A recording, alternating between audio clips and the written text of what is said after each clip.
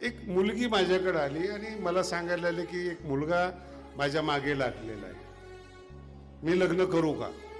त्याला वाटलं असेल मी न्यायाचारी आहे, त्याचाही भाव वेगळाच आहे ना, न्याय देऊ शकेल. मी आपलं सहज विचारलं किती वेळ मागं लागलेला आहे? गेले 1 वर्षापासून. अच्छा, म्हणलं किती वेळ? दिवसातून 5-7 तास माझ्या घराच्या अवतीभोवती असतो. म्हटलं लग्न करू नको. तुम्हाला भाव कळला नाही अजून. लग्न करू म्हणजे का? म्हणजे 6 तास तारुण्यातले तुझ्या मागे घालवतो, कमवणार कधी? कमवणाऱ्याच्या मागे तू लाग, तुझ्या मागे जे लागतात त्याच्या मागे लागू नको. कळालं? भीक मागणाऱ्याच्या मागे तुम्ही लागू नका, भीक मागायला लावतात त्याच्या मागे लागू नका. मराठी कळणं अवघड आहे. भीक मागायला कोण लावतं? जेवढे धर्म आहेत, जेवढे पंथ आहेत, सगळे भीक मागायला लावतात.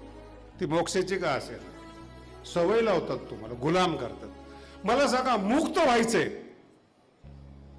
आणि बंधनात टाकतायत, असं वागा.